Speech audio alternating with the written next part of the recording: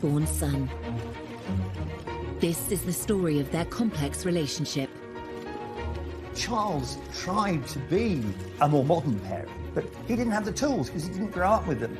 A shared tragedy defined this father and son. There's this marvellous picture of Harry holding very, very tight to Prince Charles's hand for support. For years, they were close.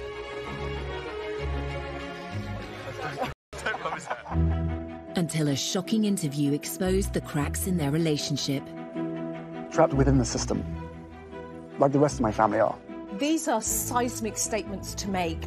Charles Hughes felt very exposed by his son. Tonight, royal insiders explain how this relationship fell apart. He said it was the most terrible thing to make William and I walk behind our mother's coffin. It should not have been allowed. The damage is done. The relationship that I knew can never be like that again.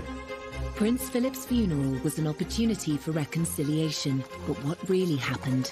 I think you could see clearly at the funeral how emotional Prince Charles was. Part of that was the problems with his relationship with Harry.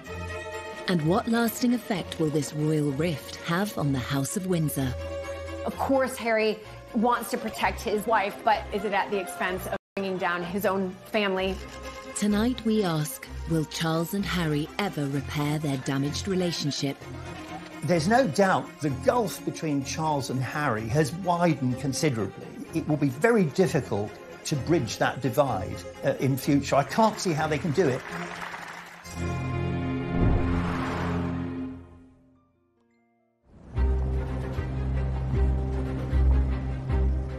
March 2021. The Duke and Duchess of Sussex sit down with Oprah Winfrey for an explosive and revealing interview. It will rock the foundations of the royal family. Please explain how you, Prince Harry, raised in a palace, in a life of privilege, literally a prince, how you were trapped. Trapped within the system, like the rest of my family are. My father and my brother, they are trapped. Harry's claims exposed the unhappiness of the couple's life behind palace walls.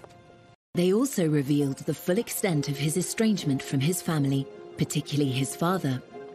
The person that was really sort of knocked to the ground in that interview with several punches was Prince Charles. 100%. The takeaway from that interview was that there is a real rift, there is real distance, there's real anger. You could see that it was, but at the same time he wanted to get a message through that he has struggled deeply with what's been going on, and there are definite fractures in the relationship. These are seismic statements to make about one's own family members. And I wonder whether, from Charles's point of view, he would have felt very exposed by his son.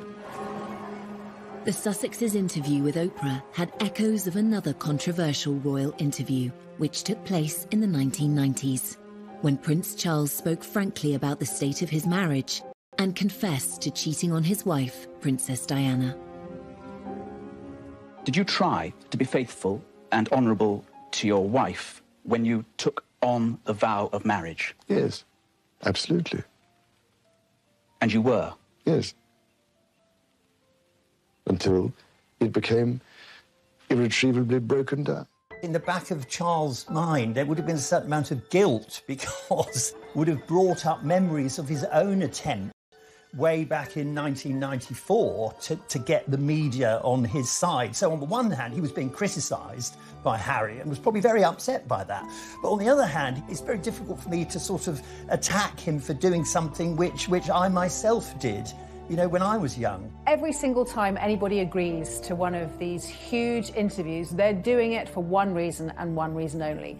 They're doing it to put their side across because they assume that when they have done that, everybody will be on their side and love them even more. And we've seen so many times in the past how mistaken that can be.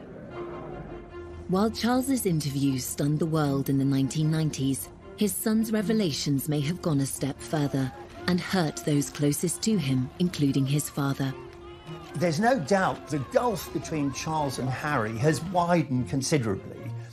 I mean, I think if they're not careful, it will be very difficult to bridge that divide in future. I can't see how they can do it. Grant Harold was a former butler to Prince Charles. He witnessed firsthand the loving bond the royal father and son once had, which has now seemingly been lost.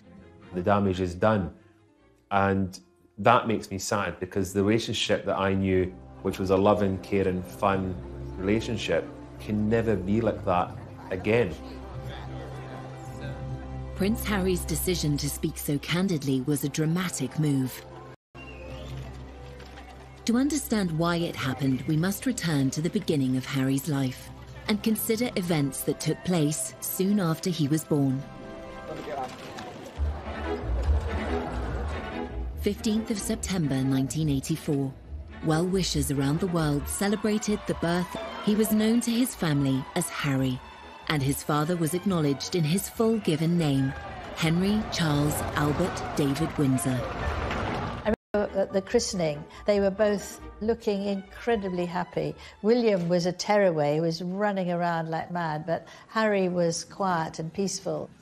In public, Charles and Diana were delighted by Harry's arrival, but in private, they're said to have clashed over how to raise their sons. Diana wanted them to experience the real world with a degree of freedom, a concept that Charles may have struggled with. Diana would, take them to what became a favourite with Bill Wyman, the Rolling Stones' Sticky Fingers in Kensington Church Street. The Prince had a slight problem with it, because I remember once when they came back, there was this look of horror across the Prince's face, because he couldn't actually work out why, with a brigade of good chefs at Kensington Palace, Diana would have to take them for a burger. Prince Charles tried hard to be close to his sons, but the formality of his own royal upbringing meant he wasn't the hands-on parent that Diana was. Charles didn't receive any parenting. His parents were away when he was very young. He was left with nannies in that very Victorian way. Granny was christened in this. And although Charles tried to be a more modern parent, he didn't have the tools because he didn't grow up with them. Looks remarkably well despite it. Some say that Charles's reserved parenting style made him a distant presence in Prince Harry's life. Although Charles is very sensitive and very caring, he never really could show it in the same way as Diana. And Charles was a huge workaholic. Charles wouldn't just stop his work just because he had his sons for a day. Whereas I think with Diana, she always made sure that everything was done for them. Diana, she actually joined in their games, whereas Charles would have said, off you go. He wouldn't have joined in. He's too stiff, he's too old-fashioned.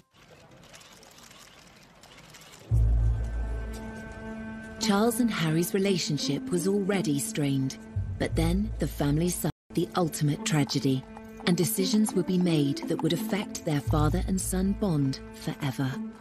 He said it was the most terrible thing to make William and I walk behind our mother's coffin. It should not have been allowed.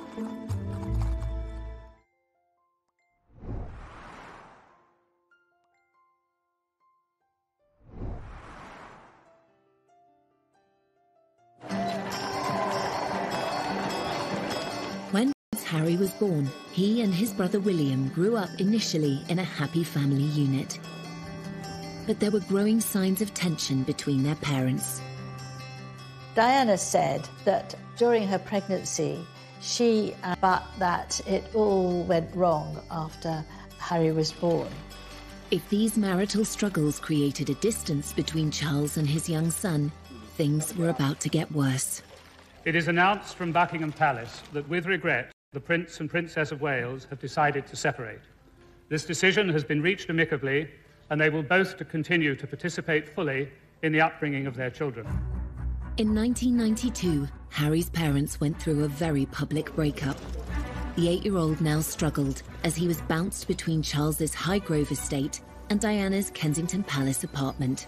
What a child wants is stability, structure, and love from their parents. And that kind of constancy gives children a sense of safety. If they're going between two separate households, that can feel very destabilising for a young child. So suddenly Prince Harry was shuttling between the more relaxed, much more familiar household of Princess Diana and then the more dutiful, strict, timetabled household of Prince Charles. There was this sort of natural gravitation towards Diana, simply because Diana was the provider of the fun things that boys at that age actually wanted. Charles, interesting enough, acknowledged that William and Harry were both happier and engaged when in the company of their mother. And in that respect, one has to applaud the Prince of Wales, because he could see that his children were happier in those early days with their mother rather than him. Harry was caught between the world of royal formality set out by his father and the more carefree mindset of his beloved mother.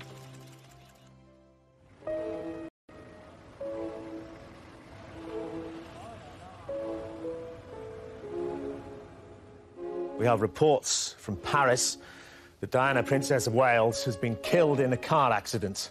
Prince Harry had been with his father at Balmoral when the news broke of his mother's death in August 1997.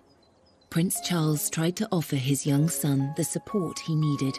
Charles had this huge responsibility to protect the boys.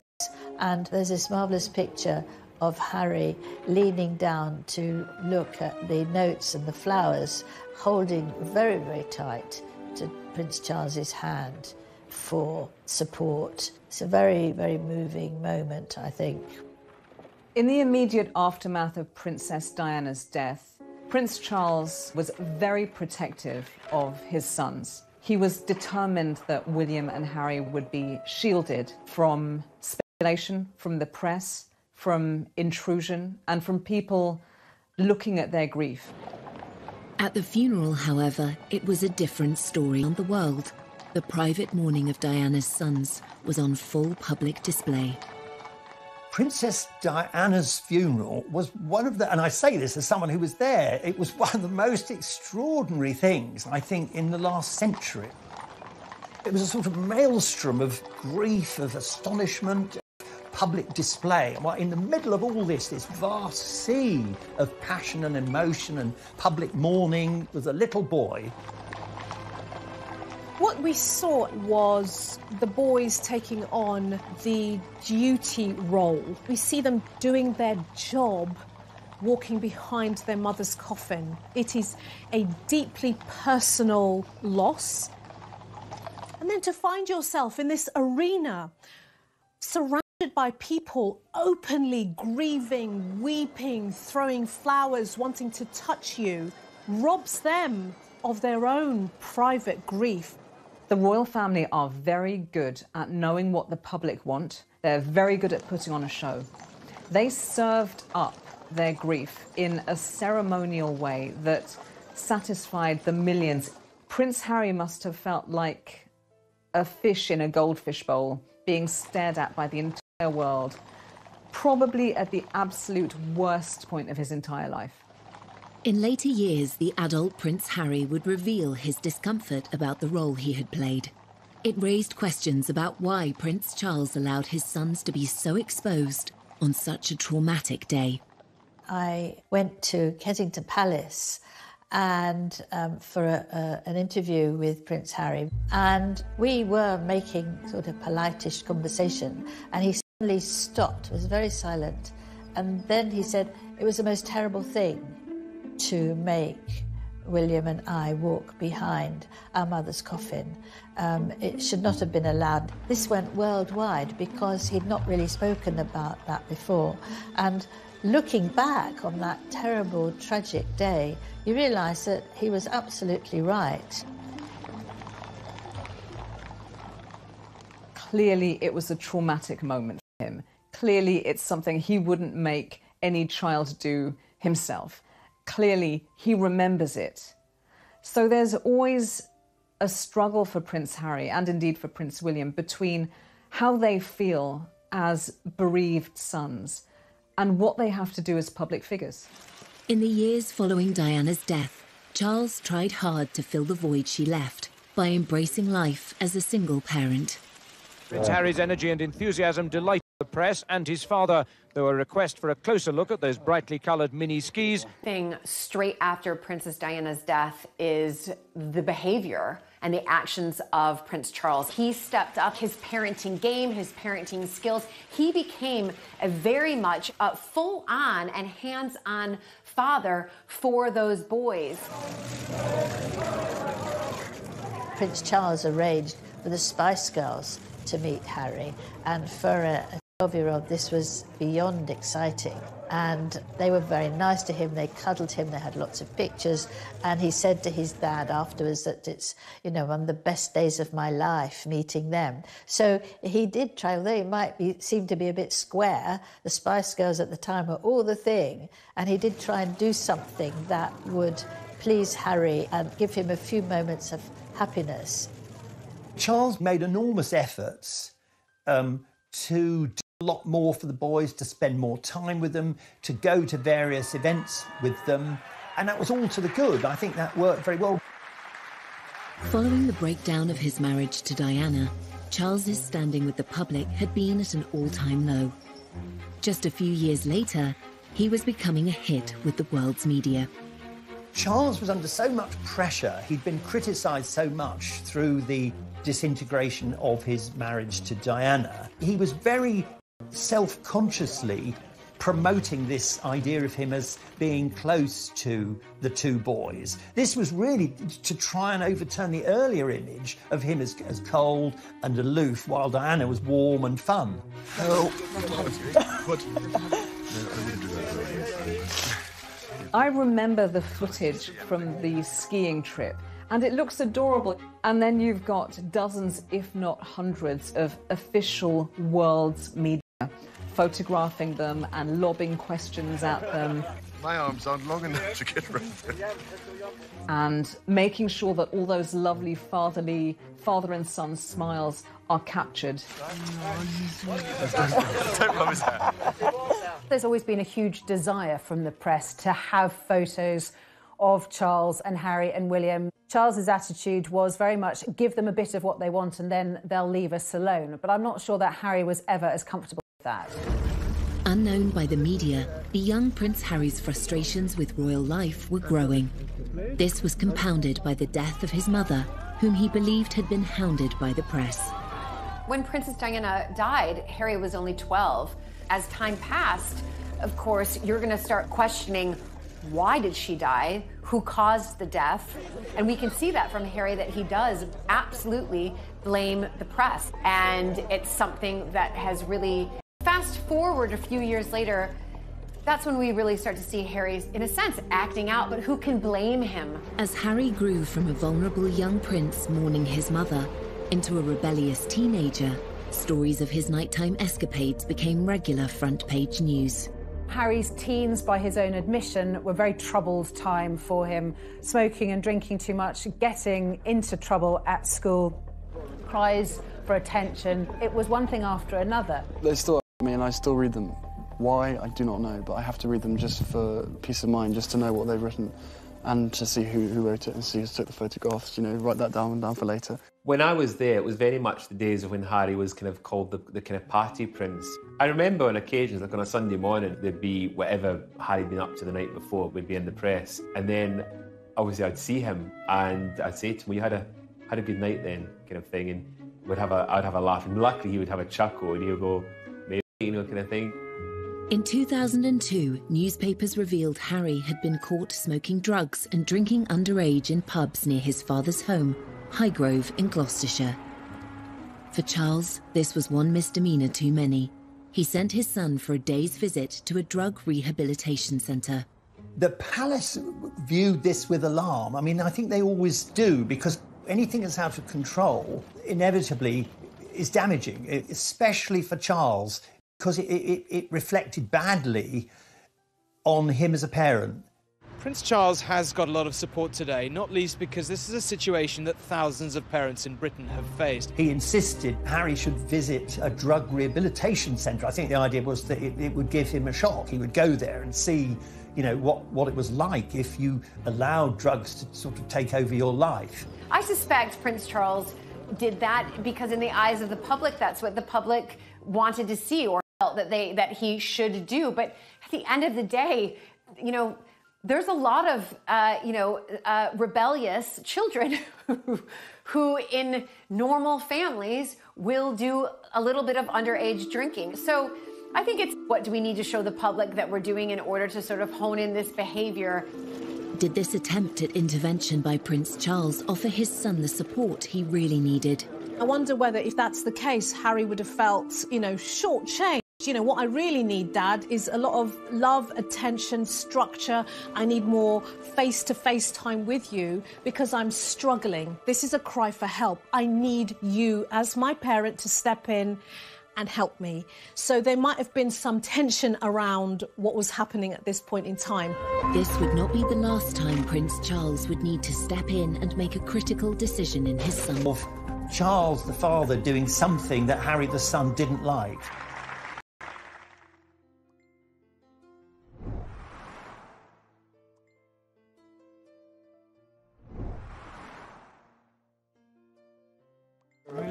One reason for the decline in the complex father-son relationship between Prince Charles and Harry is the difference in their approach to life and to their royal roles.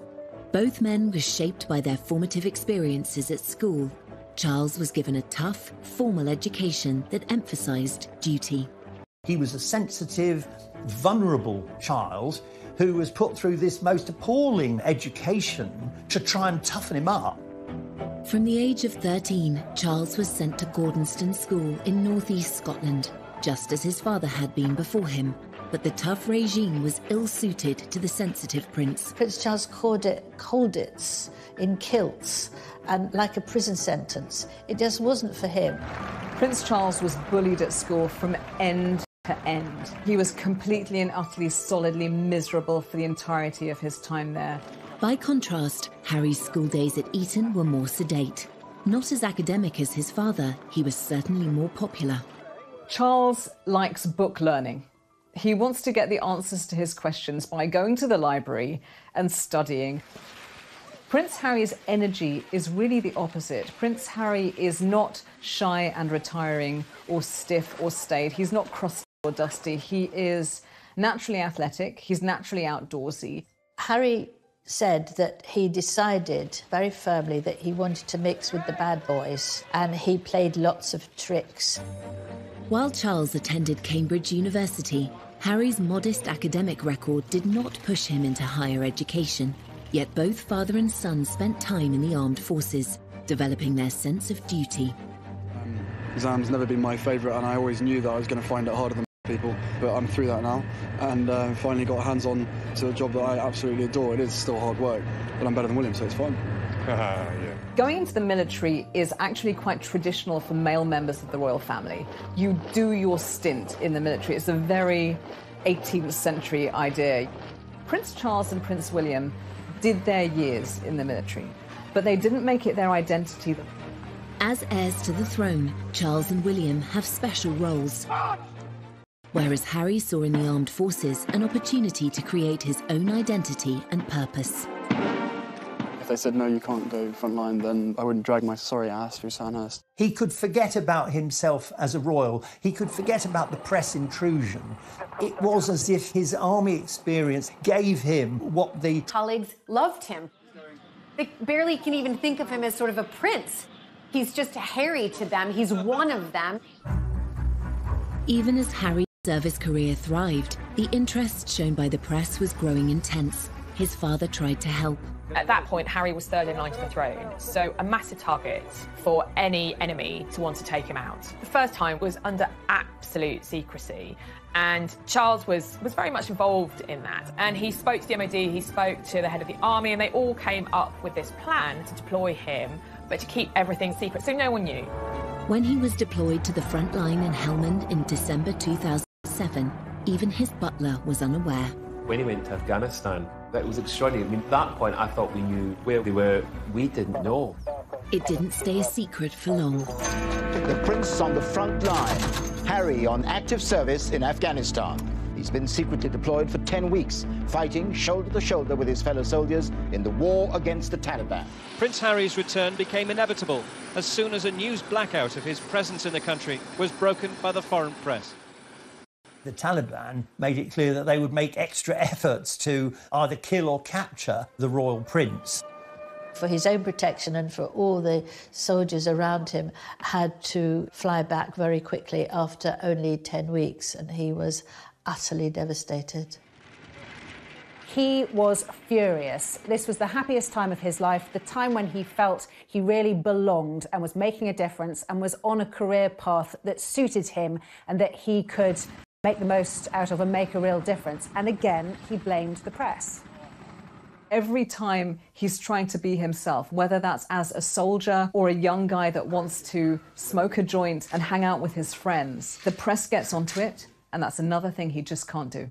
I think that came next to losing his mother, really, that he'd lost what he loved to do and where he loved to be, and what was there left for him. Harry seemed to hold the press responsible for his mother's death and for the curb on his service career. Then he discovered that his father was involved too. Unfortunate for Charles that he was implicated in the decision to recall his son, because it was another example of Charles the father doing something that Harry the son didn't like. Harry must have been saying, look, here we go again. Are my father and the world's media actually working together? The next one in a long line of emotional betrayals that have come from the people who are really the closest to him. In fact, Charles's involvement in removing Harry from the theatre of conflict was motivated by a desire to protect his son. As a parent, you worry the whole time, but for everybody left behind, it's ghastly. From Charles's point of view, as a parent, he would have been in protection mode, and as the son, he would have been, trust me, I know what I'm doing, don't interfere. So typically that would have brought its own internal tensions between father and the son. Harry is aware that his father loves him and wants to do his best for him, but then these other things all intrude and slightly poison the atmosphere. Because Charles obviously felt we have to do the right thing here. Harry's idea of the right thing was very different. It's obviously a great relief, as far as I'm concerned, to see him home in one piece. Eventually, father and son buried the hatchet. Harry's recall from Afghanistan inspired him to take on a new role, and one that would make his father proud.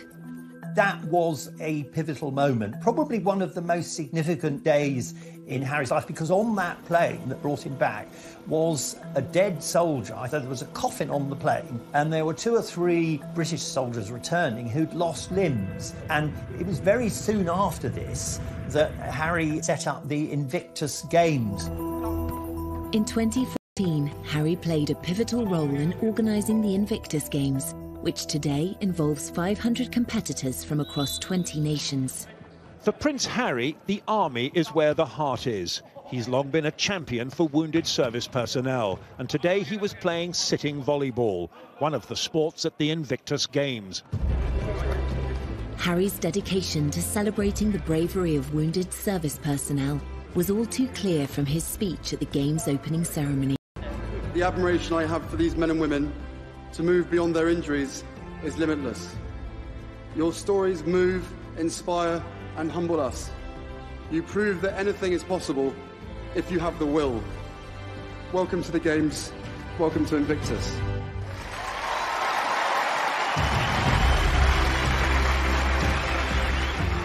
It was to prove a golden period for a now united father and son.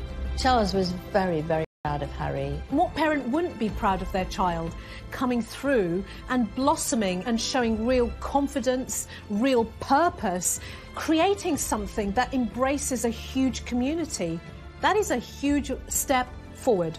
I think it was also a way for him to bring his parents together. So from my father, I've got a sense of duty, a sense of continuity, a sense of my responsibility as a royal. I'm not going to be the rebel anymore. And then from his mother, he has the human rights aspect, the international aspect, the charity aspect. And those two things fused together really powerfully, and they're still fused together. Much in conflicts, Harry realised that this spoke to him in a special way. There have been many low points in the relationship between Charles and Harry. The high point, the bit that they will both always remember as a point in time where they came very close That would be the success of the Invictus Games. I mean, it was almost like, father and son finally found something that would lock them together. With his father's blessing, Harry helped turn the Invictus Games into an international success story, giving a powerful voice to thousands of injured servicemen and women around the world.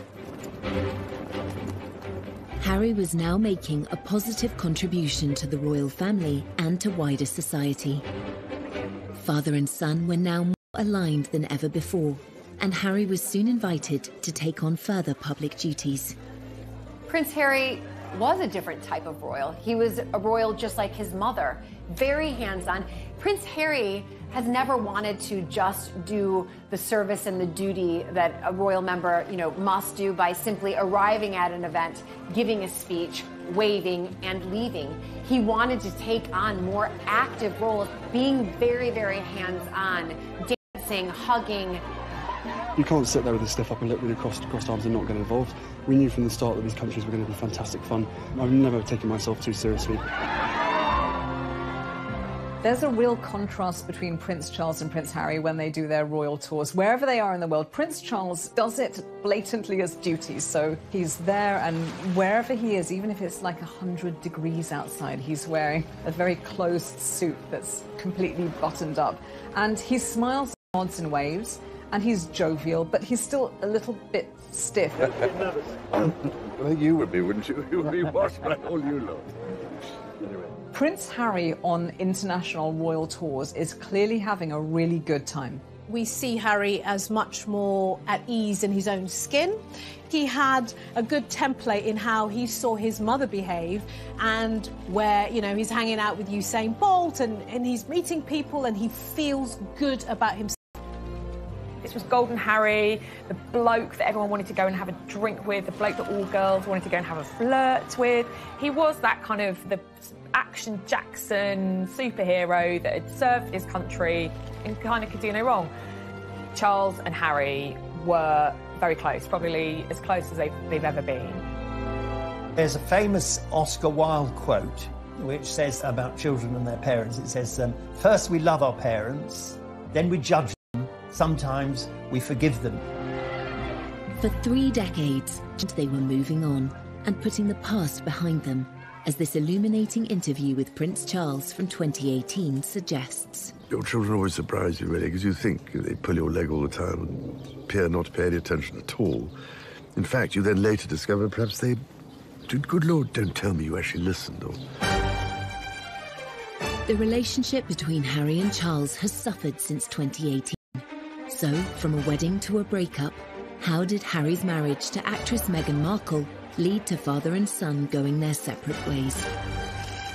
Charles admired the fact that Harry was trying to protect Meghan, but I think he was very worried that it would have unintended consequences, which of course it did. I remember getting this email on my phone and my jaw dropped.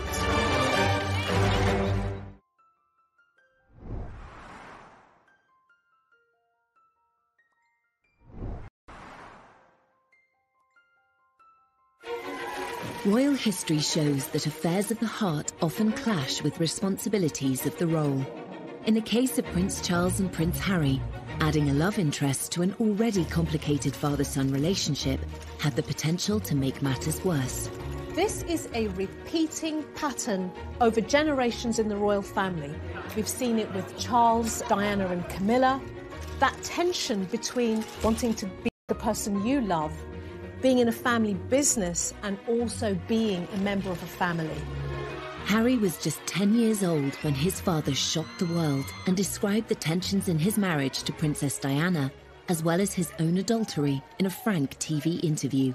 I have, on the whole, tried, I think, to get it right. I mean, constantly, people scrutinising. So, I mean, I have always tried to get it right, try to do the right thing by everybody. So you can imagine, it's not a very happy or encouraging thing when this sort of business happens. So when his own sons started dating, it seems Charles advised them to choose their ideal partners based on love, rather than any other considerations. Prince Charles believed that, unlike what happened to him, where he was almost forced into a marriage and the wife had to be a virgin, he was determined that Prince Harry and Prince William could find someone who they loved and who they wanted to marry. Harry had two big previous relationships before Meghan, so Chelsea Davy and, of course, Cressida Bonas. But while they appeared happy on the arm of the dashing prince, they weren't so keen to become princesses. Chelsea was like, absolutely not. I don't want to be in the public eye. I don't want to be written about in papers. And the same thing with Cressida. We know that both of those girls ended that relationship because they did a member of the royal family. Eventually, Harry did find the love of his life, and royal reporters are still kicking themselves that they didn't spot the signs. It's all very formal, obviously, when you're covering the royals, and there we were in one of the very smart rooms in Buckingham Palace, and Harry came bounding over, saying, "Hi, Em, how are you doing?" We're like, "You're tanned, or is it burnt?" And he said, "Yeah, I know. Africa was amazing. Oh, it was so good." I thought, wow, Harry's in a good mood. Like, I had never seen him quite so animated and quite so happy. And that was about 6 weeks before the news broke that he was dating Meghan Markle. And of course, one of their first dates had been in Botswana. Hey, when did you know so much about that? Very first time we met. Harry and Meghan's romance was embraced by the royal family. In that happy time, there was no sign of any tension between father and son. They welcomed Meghan with open arms. Prince Charles admired the fact she was self-made. Charles, he's slightly obsessed with the idea that somehow you've got to retain the magic of the royal family, but you've got to modernise. And what better way than to welcome a woman who's not only divorced, but American and of mixed race. And I remember the Queen invited both Meghan and Harry to Sandringham, which is a huge thing because couples, unless you were married, you just didn't get invited. They liked her very much, but of course, it didn't take the press long to start writing things about Meghan, to do the sort of things that would make Meghan worry, but also the royal family worry. Newspapers were soon filled with opinion on whether Meghan was a good fit for the royal family. Whilst initially there was a huge amount of admiration and hero worship when Meghan first came on the scene, there were some media outlets that ran some really disgraceful articles with headlines about straight out of Compton or exotic DNA, very old-fashioned opinions, borderline racist opinions. And the trouble is that one article like that is one too many. Meghan, we've discovered, has a very, very thin skin. But we have to remember that Kate did. They used to call her Weighty Katie. She had a terrible time, and Camilla had a dreadful time in people accusing her of causing Diana's death. I know Camilla spoke to her and they had lunch together, tried to help her get used to things and give perhaps some of her own experiences so that she wouldn't feel that she was being targeted. The royal family may have been reassuring Meghan behind the scenes, but it's their standard practice not to complain in public about press treatment. By apparently not speaking up for Meghan, Charles seemed to find himself taking a very different path to Harry. Statements, these underlying racial tones need to stop. I remember getting this on my phone and my jaw dropped, actually, because press statements, remember the royal family, are normally really bland and really boring. I mean, this was Harry. Anger. The anger was leaping off the page with his words and the tone. This was an unprecedented move, really just instructing the press to back off and leave Meghan alone. Charles admired the fact that Harry was trying to protect Meghan, but I think he was very worried that it would have unintended consequences, which of course it did. Handling the press is like handling Gelignite. You know, it's almost impossible to do it safely. Despite Harry's insistence on tackling the press, his relationship with his father appeared stronger than ever. He felt able to ask Charles to play a significant role at his wedding. Meghan's father infamously didn't come to the UK for her wedding because he said he had heart problems and he was in hospital. There was the question of who would walk Meghan down the aisle. Prince Harry asked his father, and what could be better than having the heir to the British throne walk your beautiful bride down the aisle?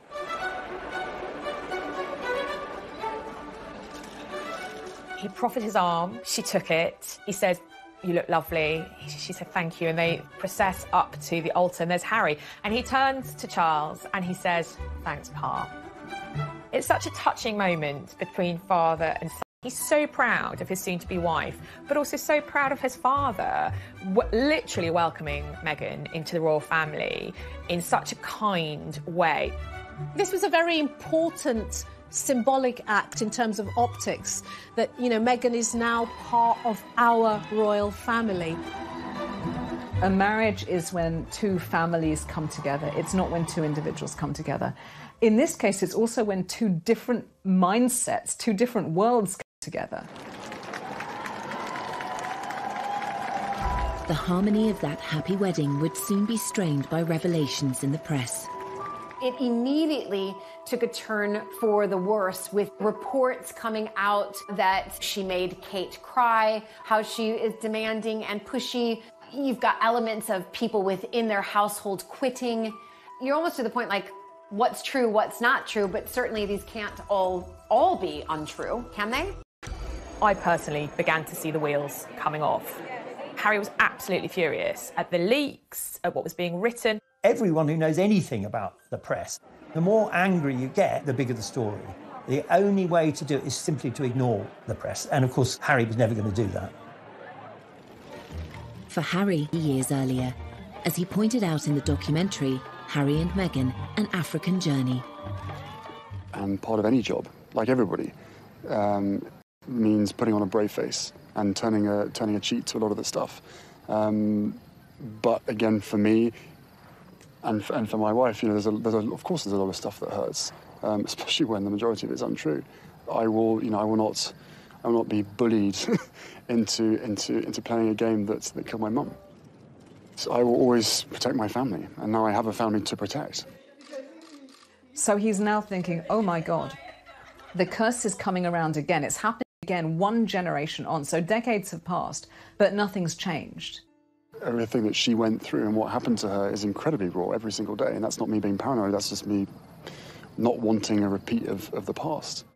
Harry's perception is that his mother wasn't protected. She wasn't safe when she died. She was being pursued by the paparazzi. She didn't have the security detail that she deserved. If only she'd had what she needed, she may have made it. If Harry harboured a belief that Charles could have done more to protect Diana, resentment would certainly have resurfaced when his father chose not to defend Meghan publicly. Harry, he was like, enough is enough. I'm not standing for this anymore. And he also couldn't understand, and indeed she couldn't understand, why members of his family, particularly his father, were not standing up and saying, you know what, this is unacceptable. Father and son may have been at odds, but the famously close relationship between William and Harry still seemed unbreakable. Every year we get closer. The one person on this earth who I can actually really, you know, we can talk about anything and we understand each other and we give each other support. Yet by 2019, even this sibling bond was under strain, and the world had its first hint of another royal rift. We'll always be brothers. We're certainly on different paths at the moment. I will always be there for him, and as I know he'll always be there for me. As brothers, you know, you have good days, you have bad days. We know over the last several years, really since he married Meghan, that the relationship between William and Harry has been very rocky indeed. Prince Harry's determination to defend his wife whilst his father and brother stayed silent seemed to drive a wedge through the family.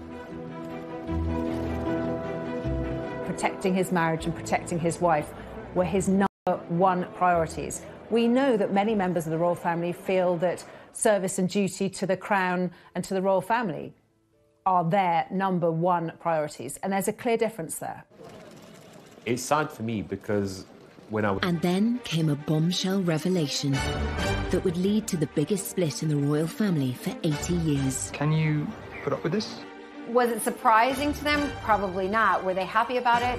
Definitely not.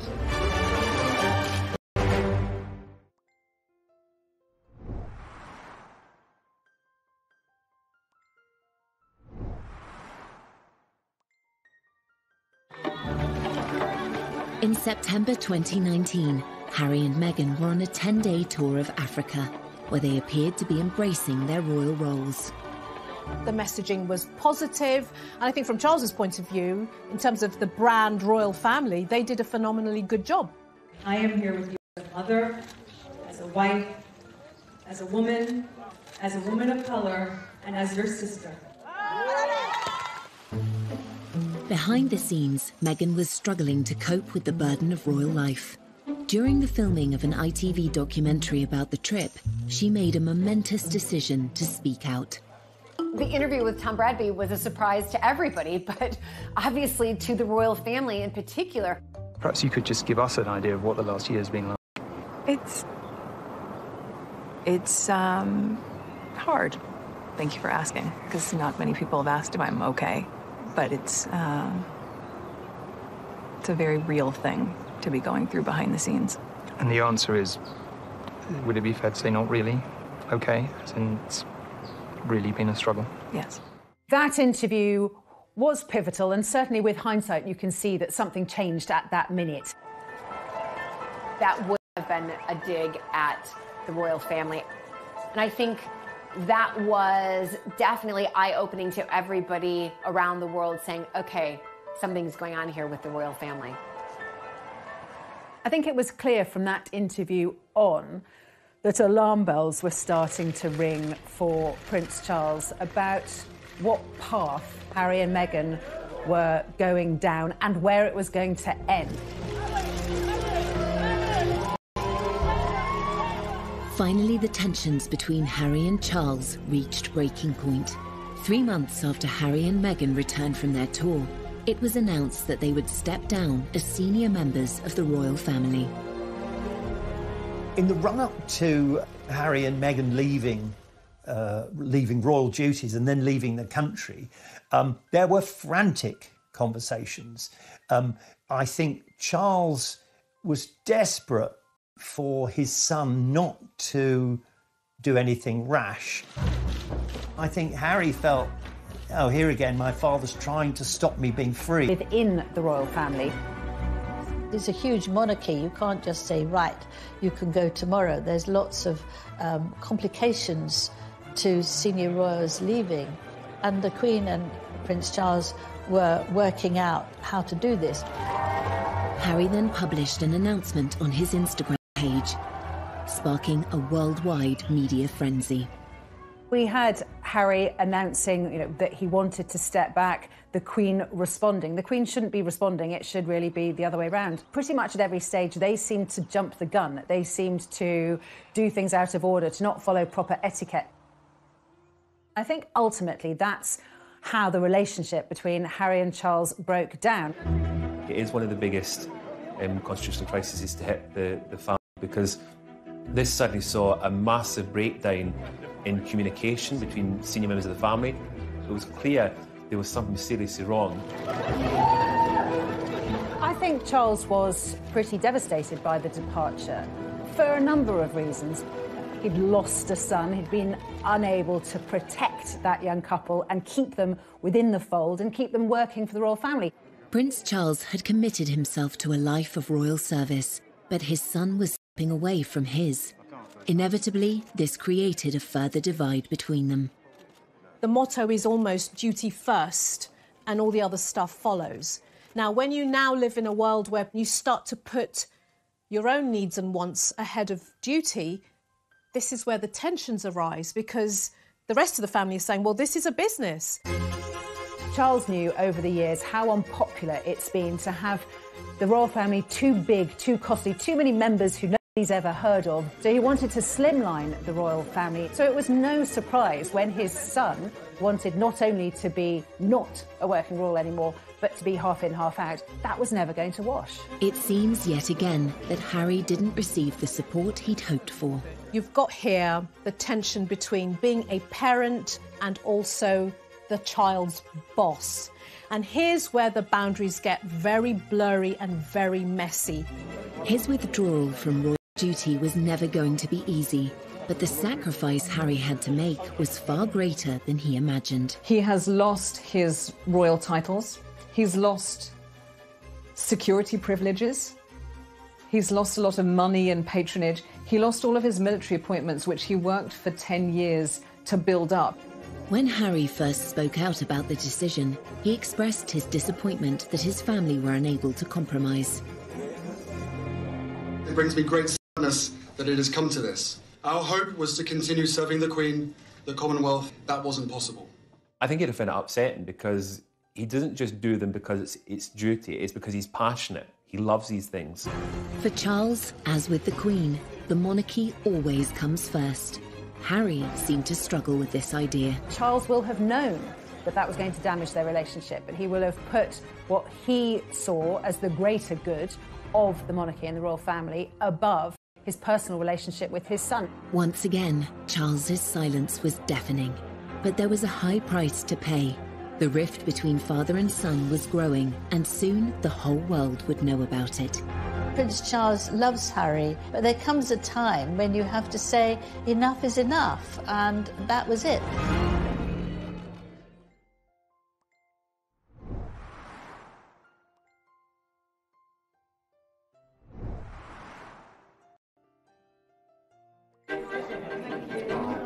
Will you miss Harry and Meghan? In February 2021, nearly a year after Meghan and Harry stepped back from their royal roles, it was announced that their move would be permanent. Weeks later, Harry made the pivotal decision to appear on global television and discuss the issues he has with his father in front of an estimated audience of 60 million. When we were in Canada, I had 3 conversations with my grandmother and 2 conversations with my father before he stopped taking my calls. So you just said that your dad stopped taking your calls. Why did he stop taking your calls? Because I took matters in, by that point, I took matters into my own hands. There was never ever a time when I worked for Prince Charles and William and Harry that I would never be told not to put a phone call through from the boys to their father. But this is how serious it has become, that he doesn't want to answer the calls of his son. We're told the reason that Charles stopped taking his calls because Harry kept asking for more money. Charles is not someone who likes confrontation, so effectively he just stopped taking his calls. Charles doesn't have a mobile phone, so it is just literally phoning the switchboard and asking to be put through to wherever he is. Prince Charles loves Harry, but there comes a time when you have to say enough is enough, and that was it. And they got back talking on the phone a short while afterwards. Harry also disclosed that Charles had put an end to the private funding he was providing for his son. My family literally cut me off financially, and I had to afford security for us. I suspect it was that bit of the interview which upset Charles the most, that he felt very let down. Before Harry stopped being working royal, he would have only got about 5% of his income from the sovereign grant. The other 95% would have been from his father's personal wealth and from the Duchy of Cornwall. Charles was paying about £5 million a year for Kate, William, Harry and Meghan. That's a significant amount of money. That money pretty much disappeared when Harry and Meghan moved to Canada and then to the United States. And that's where the problem arises. Harry slightly feels that not giving him the money he wants is not giving him the love he wants. Harry, he's got 30 million, most of it from his mother, but also a considerable amount from Elizabeth, the Queen Mother. So he's not exactly what you would call poor. One issue raised in the interview seemed more sensitive for Harry than any other.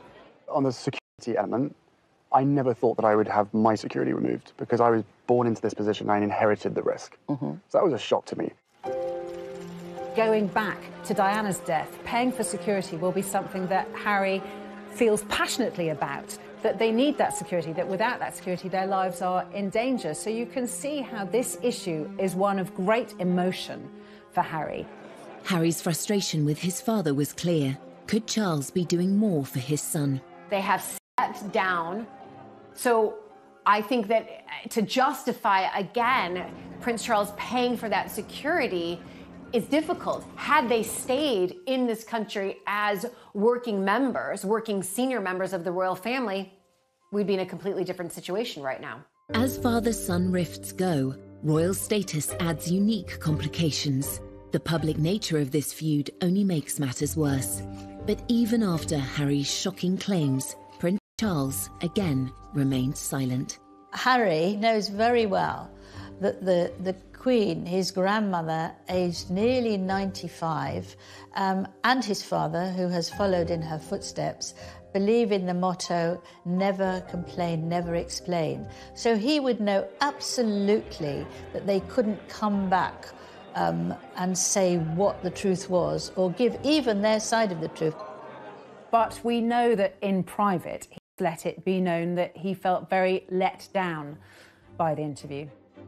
After the interview, Gayle King, who has become a close friend of Harry and Meghan's, she said on her morning show that Harry had spoken to his father and his brother after the interview, but talks had been unproductive, which I think only really added fuel to the fire. William and Charles thought, whatever. The claims that Harry made about his father could have a serious effect on the monarchy, which Charles has worked so hard to protect. It can be damaging. That's the reality. That interview overnight could have changed the public opinion of the family. Of course, Harry wants to protect his family, his wife and his child and his unborn child, but at what expense? Is it at the expense of bringing down his own family that he's known for 36 years? In the midst of his many grievances, Harry made an emotional admission to Oprah Winfrey of his hope for a reconciliation.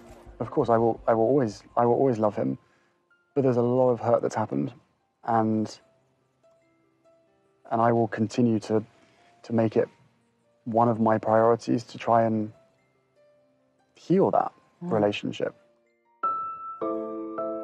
With the recent passing of the Duke of Edinburgh, could the shared loss in the family become an opportunity? Before the Duke of Edinburgh's funeral, Harry wrote Charles a letter. Charles is a prolific letter writer and actually prefers letter writing to all other methods of communication. And Harry wrote Charles a letter, I think partly apologising for Oprah, but I think wanting to explain. From Harry and Meghan's point of view, they felt that none of the royal family were listening to them. That was partly one of the reasons they had to literally walk away. And of course, at the Duke of Edinburgh's funeral, that was the first time that William and Charles had seen Harry for an entire year.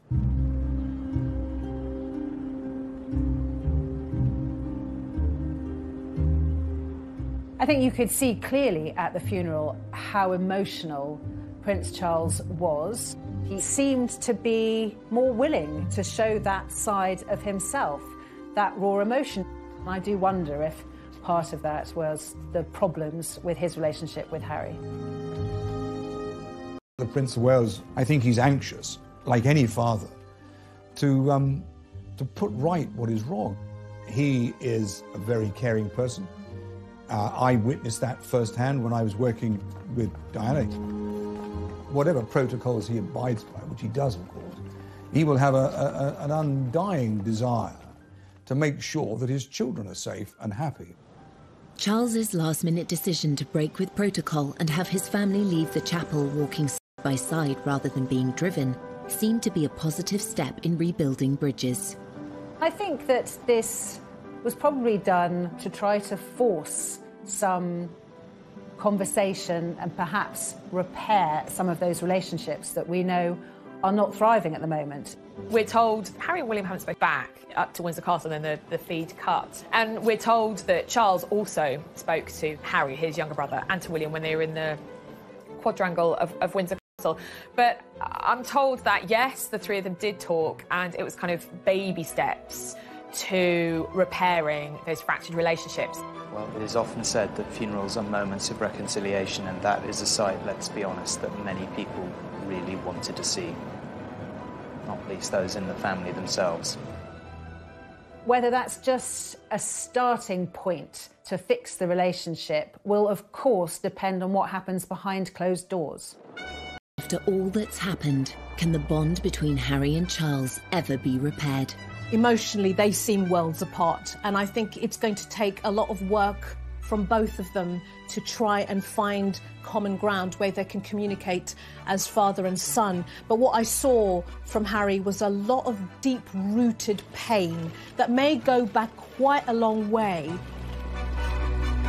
There is a need, in a way, to reach the point where Harry can forgive Charles for all the turmoil of Harry's early years. And it may be that Harry needs the distance of being in America, not being a royal who works as a royal. He may need that in order to reach the point where he can forgive Charles.